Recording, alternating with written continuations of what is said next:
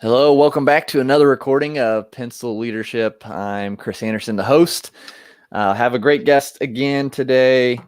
We're going to be talking about chronic pain and just how we can kind of mitigate some of those chronic issues that we have in our lives.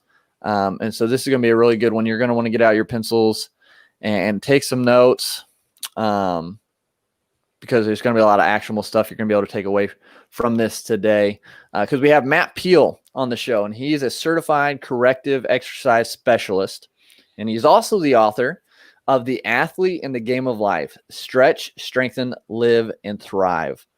So Matt had become a certified personal trainer in 2008 out in California.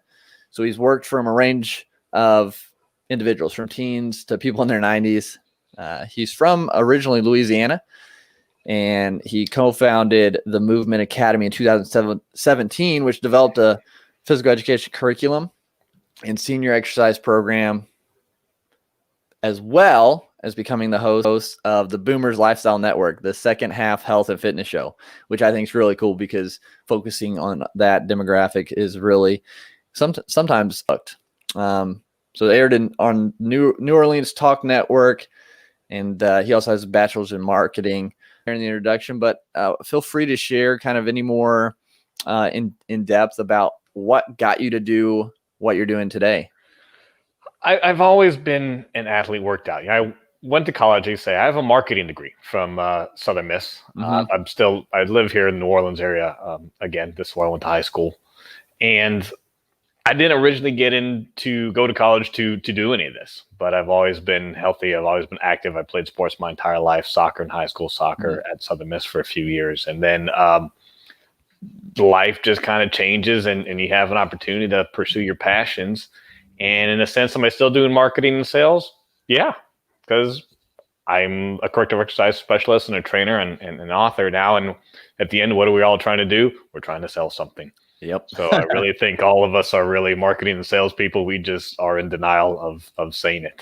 Mm-hmm. But yeah, you pretty much nailed it on the head. And it's just going out there and helping people change their lives and seeing the impact that it has on them. And that's what I really enjoy most. When they get a little stronger, they lose a little weight, or they're able to say, hey, man, you know what? My back doesn't hurt anymore. I'm able to walk through an airport and not be in pain from holding my bag. It's those little things with people that they think, oh, this is just part of life. And then when they don't have, they're like, wow, I feel so much better, about everything.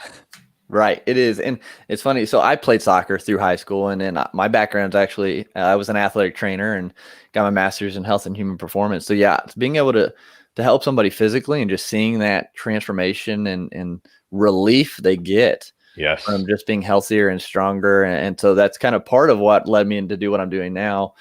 Just helping people just improve personally, develop personally, and overall kind of way, health and in life. So I really like that. I like how you've focused into that niche kind of and really found kind of what you love doing and what you're good at.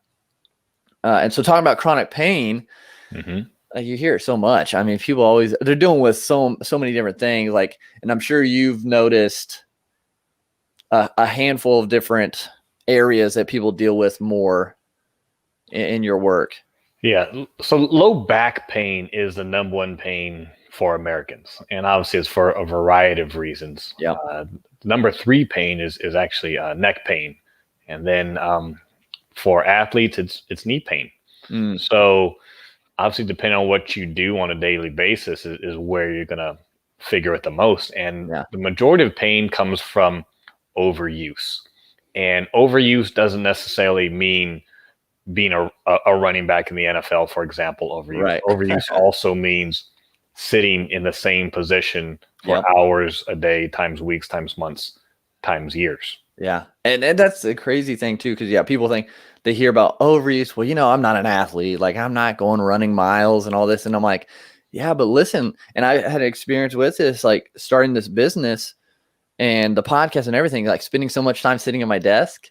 Like, I started feeling it in my upper back and neck just from the positioning of everything, that I finally through Chris, and we talked a little bit before the show, but got and purchased a standing desk and a screen mount, a monitor mount, and being able to now change my positioning because I am working at this all day. That overuse of that slouching almost kind of, I had to correct that. And so that happens to a lot of people, I think, too. They don't think about it, like the positioning of their desk as well, or if they're driving a bunch. So yeah, I think that's a huge point to make about overuse. So how has it made you feel, the difference now and between standing up and being able to do it? How's that changed your mood, your demeanor? I mean, what has it done for you? I can feel like I know I feel better standing in this position, like with correct posture. So it's made me feel better. And then like being able to just kind of stretch while I'm standing here. Like I have a little box in front of me. And so like I'll put my foot up on it just to stretch my hamstrings and take some pressure off there every now and then. Because I'm not used to standing this much. Like I can feel that. So I'm like, okay, now I have to make sure I'm countering that. So I'm going to be stretching my hamstrings more. And I had back surgery coming out of high school as part of my story. And so like the posture is important to me because I get so out of whack with dealing with that. And so I knew long-term, if I stayed, it would have been miserable. So yeah, it's huge. It's and not to say that we need to stand from now for the rest of our lives. Right. That's not what it's about. I still sit. Yeah. We still have to sit. It's more comfortable to sit and eat dinner. Yes. Maybe sit and if you want to enjoy watching a game or a show on TV than standing all the time. But when you're right, when we're doing that all the time, the repetitive use and the repetitive use is sedentary. Yeah. Or a lot of people that develop tennis elbow in one hand. Why? Because they're lifting that briefcase. Yep. They're picking up that heavy briefcase over and over and over again. And it's got nothing to do with sports, but it's a repetitive use over and over. My stepdad, prime example, he developed that a few years ago, and it's too much use. Yeah. So what we really got to do now then, as you know, Chris, from being an athletic trainer, is it's not just a fact of stretching a muscle. It's also strengthening the weaker muscle corresponding with it. Yeah. So you're talking about like with our legs, for example, the hamstrings and then the quadriceps on top. Yep. So when we're seated, it's those quads, those hip flexors that are tight all the time. And then actually becomes get your abdominals are tight all the time. And then that's what kind of pulls you in. And then when you go to stand up, you can't seem to stand up all the way. All the way because this is so contracted. Yep. So you do have to strengthen now your low back, your glutes, and your hamstrings to help complete, that proper posture. Absolutely. And so I was actually I did like sports, high school athletic training. Then I transferred into industrial. So I was able to do both settings, and everything's so much in front of us, reading, phones, driving, computer. So like we get so much of that rounded shoulder, that hunchback over. Yes. That neck problem. I'm like, okay, we got to stretch out the fronts, the pecs, the chest, and we got to strengthen that back. And the back, man, people don't focus on that because you don't see it. It's not that glamour muscles. And we just don't think about it. But that back can solve so many issues if we can strengthen and stretch everything else out. Oh, absolutely. And it's the upper back is the key thing that gets weakened when we're like this all the time. Yeah. And there's those pecs. And these are the muscles that get elongated and then weak. So we can't fully retract this position. We can't get that scapular, retraction going on. Right. Yeah. It's an interesting, it's how everything just plays together too. It is crazy. So you get one, like you could have one thing in your foot thrown off and it's going to then trigger things, the whole up the chain, the whole body, and can throw off stuff in your neck and jaw and everything. Like, Right. And then for you, even after it's supposedly healed, you still, it's that movement pattern, or you even have that kind of the lack of confidence in re-engaging the muscle properly, maybe for your ankle. You're right, to get the full dorsiflexion going again. Dorsiflexion means pointing your toes up for those of you out there that don't know. Good point. And that's huge when you bend down to pick something up. It's got really nothing even to do if you want to squat, great. you got to have dorsiflexion. Even if you just want to bend down and pick up, as I tell people, a bag of mulch, a bag of dog food, a tray of plants or flowers that you want to pick up. If you don't have that proper ankle flexibility, you end up now hinging at the low back because you can't really bend your knees and then activate your entire lower body. Yeah. And your low back takes. It doesn't take much, especially if you're sitting all day in the week. A 15-pound bag of mulch or a 20-pound bag of dog food, that back can go like that. Yep, absolutely. And I think that, it's key to see it as a whole and treat it as a whole. And that's why I'd recommend, and I'd love to hear your opinion on this. I'd recommend, especially in the industrial with an older population, more seasoned population, I should say. I was like, if you could only do one exercise, one thing a day, honestly, I would choose yoga because it's such a full body and like you're working on balance, your core strength, flexibility, and all those like intrinsic muscles to work on that. What are your thoughts on yoga compared to other activities for the more seasoned workforce? I think yoga is great. I think every part is important if we think about the whole pie, right? Yeah. So yoga is great for those things. And at first, if you're first doing it, you're shaky, you're sweaty, your heart rate's going. Yeah. And so you get a little bit of cardiovascular, but it just really is just nerves. Yeah. So it's important to have those things, but then you are lacking the true keeping your heart rate elevated for enough period of time, 20 minutes to get the cardio benefit. So there's a lot, and that's where you have to do all of it. And I'm glad you asked me that because I do get that question often of what's the best thing I can do? And I say it's all of it. But number one thing comes to enjoyment. Like, what do you like doing? Yeah. And I always use this example with me because people would think they would never believe it. I hate running. I don't want to run. I don't like jogging. If you ask me, hey, let's go jog for a few miles, well, I got something else to do. Right. Even if I don't, I got something else to do. But if conversely you say, hey, man, you want to go play basketball for a little bit, even though I haven't played in a long time, I'll go play ball or I'll go play racquetball, right? Because that's the enjoyment. The end result will be the same. But what's the process and the enjoyment? If there's no enjoyment, right, you're not going to do it. Yeah.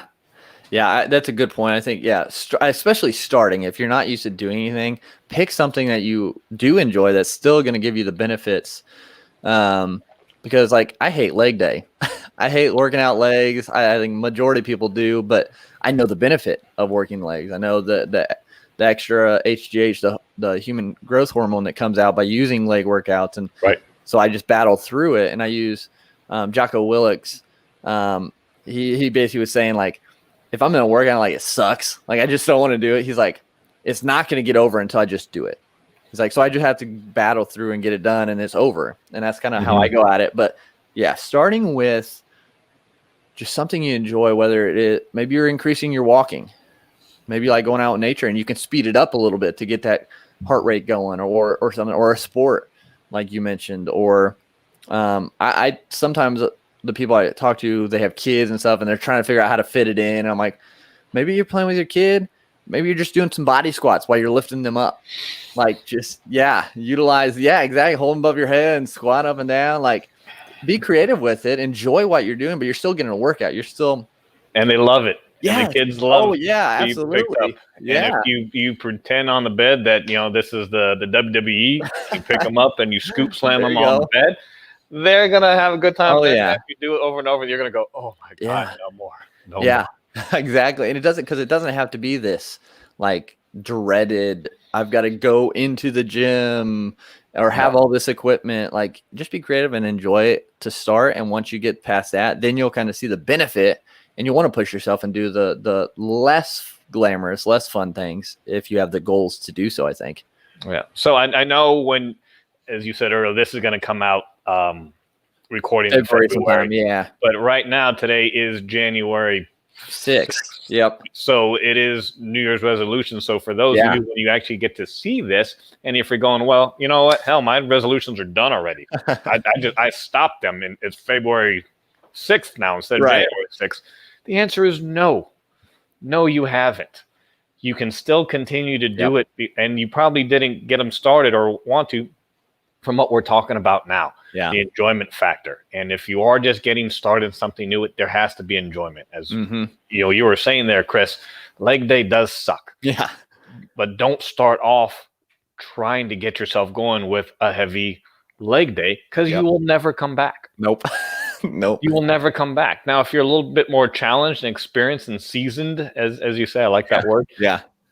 Yes, we're going to have to do some heavy leg days. We're going to have to do things that suck and we don't like. But we've gotten over that hill. But for those just getting started or wanting something new, there's got to be some bit of little happiness in the process to have the happiness of the result. Absolutely. Yeah. And so like with that, would you say you had like maybe some takeaways that people can start implementing into their days to help kind of deal with chronic pain that they might be having right now? Some easy starting spots? Absolutely. I kind of like to use that Geico commercial, as they say, 15 minutes will save you $300 or whatever, less guaranteed. So this is my guarantee to you. If you spend 15 minutes throughout the week, right? 15 minutes a week, you will feel better by implementing some of the things that we're going to talk about today. So it doesn't take a whole lot of time, less than 5 minutes a day. So I definitely suggest everyone doing a stretching for your quadricep. Okay. And I know typically you can do the runner's lunge, and I don't know if people runner stretch you can see, but you're gonna, let me adjust this actually. Yeah. Right. So you're gonna stretch, right, and pull that quadricep into line. Pulling your foot up to your butt, basically your heel up to your butt. You don't want it here. You don't want to be like that. If you want it, standing up straight. It's because you're so tight. So it's got to be like that. Keep your knees together, right? Or do you say just a few inches apart? A few inches apart is fine. But the main thing is to be in line. If you're stretching here and you can't pull to there, well, that's what we got to work on. But we got to get it so it lines up with your other leg. So what you're doing is you're standing on one leg, you're reaching for, we'll say, your right foot, and you're bringing that right heel up to your glutes, your butt, to stretch the front of your leg. And then you can obviously switch. Now, obviously, people, if you're not the best at this, you can balance yourself on a counter or a chair or something to help you with that. But as you get better, your bounce will come. Okay, so stretching quad, that's a good one. I think a lot of people sitting all day, I think, is beneficial. We need to do that. Now, for the corresponding strengthening of the hamstring, we can do a couple things. I won't demonstrate right now because of where I'm standing, but we can do a bridge. Right? So we can lay on our back in our living room or in our bedroom. You don't want to be on the bed or on the couch. You want a nice hard surface. Right? We're going to lie flat on our back, head on the ground. I always like to say put our palms up beside us, because it takes away the tendency to want to use our hands to push up. We're going to bend our knees, place our feet right as close to our rear ends as possible, feet pointed forward about shoulder width, and we're just going to push our hips up as high as we can, so you feel that little bit of stretch in your hip flexors on top. Feel those glutes and hamstrings activated, hold for a count, and then, slowly come down. As soon as you feel your butt touch, push up again. Nice. We can do that a couple times a day, 15 to 20 reps, corresponding with that stretch. It'll begin actually to help with your hips, maybe your low back, a little bit of pain. Again, doing those two things together will take you less than 5 minutes in one day. You got that. You have 5 minutes at time. Absolutely. Guarantee 5 minutes with that. And like you said, you would see the benefit, like just being able to start doing that. Even if you could do it once a day, like more than 15 minutes a week, like, that's awesome. But at the bare minimum, I'd love to have someone, one of your audience, do that hasn't done it, and come back and share, how they feel. Yeah. So if you're watching this, listen to it, go and try it. Let us know what you think if you haven't ever done that before.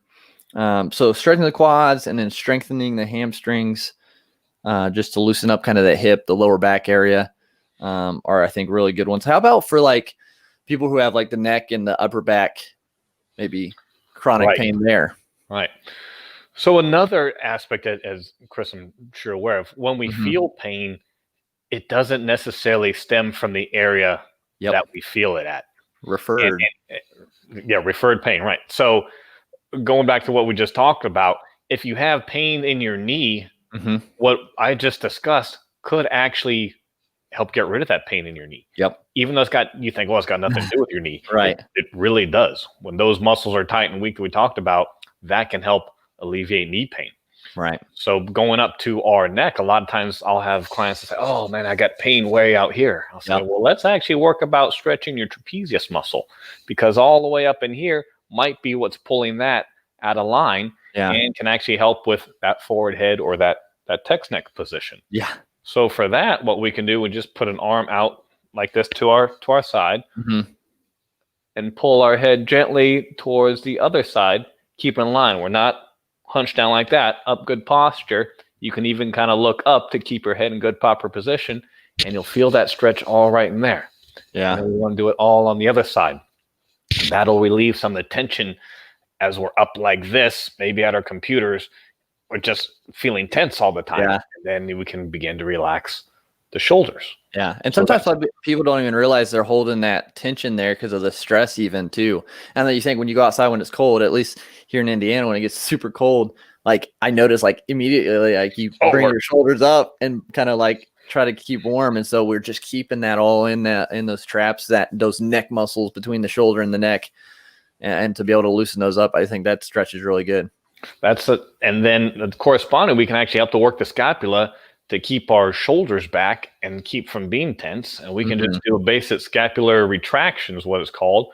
So whether you want to hold, if you're at home, your gym's closed, you don't really even need anything for what we just talked about. Yeah. You can get a couple cans of soup, whatever, out of your pantry, or if not, we're just going to stand up tall. We're going to push our chin in a little bit. We're just going to raise our hands. I don't know if you can see, maybe like this, about a 45-degree angle out in front. Yep. Arms straight out. Arms straight out. Thumbs up. So you feel it thumbs up just in this position. There it is. You can do that again, 15 to 20 reps. Yeah. A couple times a day. A nice stretch. Yep. Maybe you do both of those. So that takes a total of probably still under 7 minutes. Right. in your morning.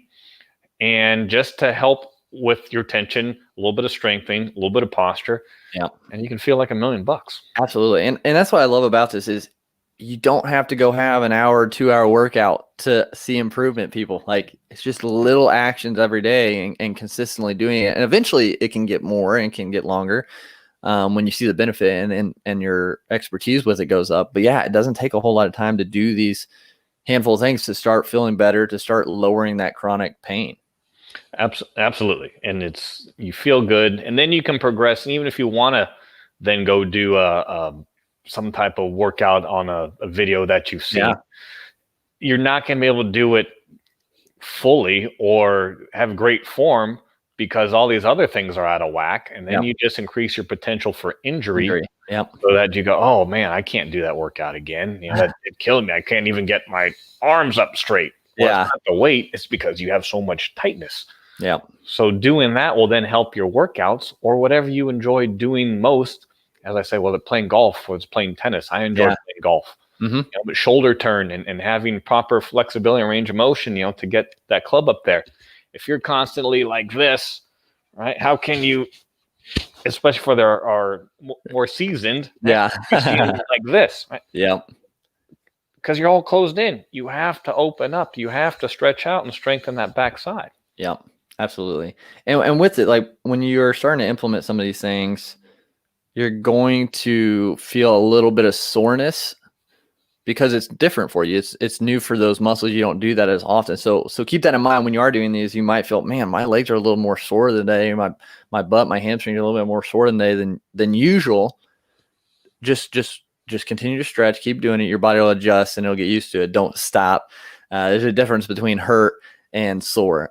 So yes. If you feel like there's an ice pick jabbing into you somewhere, that's pain. Yeah. You want to stop that. Yeah. You just feel that kind of dull ache, like you've done something too much. We can deal with that. Yeah, we can work through that. So I think these are really good actionable things people can start implementing today. And of course, stretching just in general, I think just an overall stretch will help people. Do you pair this with like deeper like massage or like foam rolling or things like that? Or is that too advanced for maybe everyone starting out? For a beginner, I think it's a little too advanced. Yeah. Foam rolling is great, Mhm. or SMFR, is a Mhm. technical term, but foam rolling is great, and that can be painful, and Yeah. definitely for a beginner who Yeah. gets onto a foam roller and feels like ice picks are being jabbed into their IT band along the side. It's intense. Yeah. And it's very helpful, but it's intense. And the other thing with foam rolling, though, people think that they're rolling out dough. They're going up and down and up and down and up and down. Your legs aren't dough. They're not going to get any flatter the more you roll them. Right. So it really is finding that spot, holding on there for 10 to 15 seconds, and you have to let that muscle relax. And you got to think about it too. Let that part of your body rolling relax. Yep. And then find a next spot. So I see people all the time that just roll up and down like it's a pizza. Yeah. and you're not a pizza. That's a good point. So if you are a little bit advanced, you could try foam rolling and it's beneficial. But yeah, starting out, probably just stretching and maybe some like just light rubbing of the muscle. Mm-hmm. Mm-hmm. It's the same flow. technique. Yeah. It works the same way. Yeah. Awesome.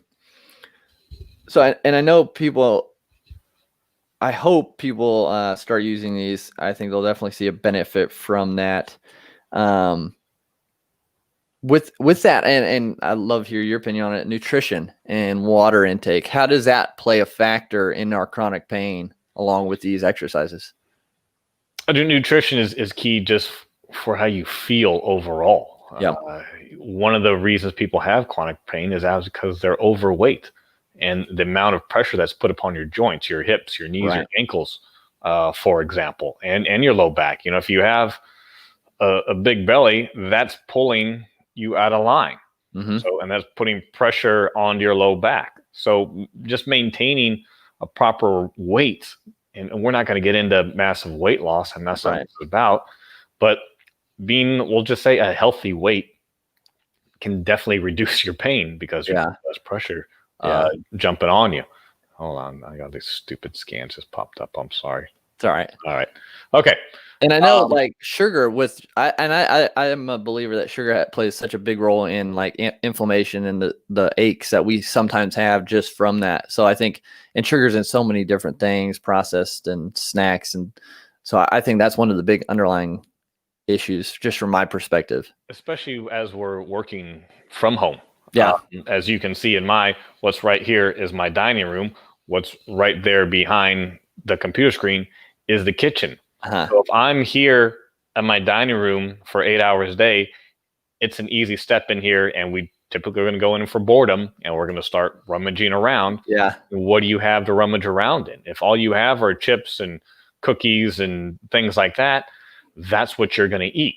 Mm-hmm. And then you come sit back down, and what is fat is just stored energy that we haven't used. Yep. So we don't need to put a bunch of stored energy into us that we're not using. So it does go back just making some healthy choices at the grocery store, and same thing, kind of talking about the resolution thing and things that you enjoy. Try to make one substitution.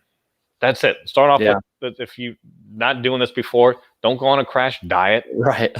What are the first 3 letters in diet? Die. I haven't met anyone that really said, man, I'm looking to die today. Mm-hmm. So let's make a healthy choice. So let's, instead of maybe buying cookies this week, let's buy some apples and try that. See how that works. If it's not in your kitchen, you can't eat it. Exactly. No, I think in everything, again, just like the body, everything ties together in the body. Everything ties into our health, like nutrition wise, what we drink, how we act, the energy levels that we use for that stored fat. So no, I think those are good things. People, just be aware of what you have in your kitchen and what you're going to when you're bored, and try to implement new things slowly. So you can start feeling better. You can get over this chronic pain, and definitely start implementing these stretching of the quads and strengthening of the hamstrings, stretching the neck or the trap, and in that scapular retraction or strengthening the shoulder blades kind of area. Matt, thank you again for sharing all this. I really, people deal with this so much. They need to hear more of this to feel better during their lives, during their days, so they can be better, so they can do more. And so with that being said, before we close out, I'm excited to hear this. I asked my guest one question, and it has to do with the fifth trait of pencil leadership, about leaving a positive mark on the world. So when everything is said and done for you here on earth, what do you hope the mark you make is? I hope that people are able to go out and enjoy those activities that they like even more, or to a higher level. Because that's really what my philosophy is being an athlete in the game of life. We're all competing every day, and it's not a win-loss by the scoreboard anymore. We're done with high school sports, or we're done with college sports. So that scoreboard is, how do you feel? How's your self-confidence? How's your self-esteem? Are you able to go out with your kids or your grandkids or your friends and play around the golf, play tennis, go on that hike, and come back and just be in that moment and not think about, oh my God, my knee is killing me. Right. Before I even leave the house, my knee is killing me. My back is killing me. I don't know if I can go 2 miles that we're talking about today. Yeah. So if I can help someone to get rid of that and have more confidence and not even have a thought, then I think it's a success. That's awesome. No, and I love that. And I think it's so, because I try to tell people to prioritize their health, prioritize improving their health, improving their well-being, because like you're the captain of the ship. If you go down, the whole ship goes down, your business, your relationships, everything. And if you're not at your peak at the best, say you're walking stairs to a meeting and you hurt walking upstairs, or you get out of breath, and then you're thinking about that going to that meeting, it could sabotage the meeting, that business meeting, relationships. Like you mentioned, being able to play with your kids, your grandkids, like it can all affect that negatively. So I love that mission, and I love that mark you're leaving on the world with what you're doing. So with that, where can people connect with you, find what you're doing? I know you have a book, I'm guessing on Amazon, most likely. It's on Amazon. Okay. Absolutely. And you can go to Amazon and look up The Athlete in the Game of Life. You can go to my website, Matt Peale. Last name is spelled Peale. So mattpeale.com, and right on that top banner, you can order the book, or you can click on the home screen there. There's a report. If you download the report, get a chance to win a free signed copy of the book that I can send to you. You can go to my Facebook page, Athlete in the Game of Life, or you can follow me on Twitter or LinkedIn at Matt Peale and Matthew Peale. Awesome. Yeah, guys, definitely get connected, check the book out, and start really taking ownership of your health, of your well-being, and start feeling better and getting out of this chronic pain.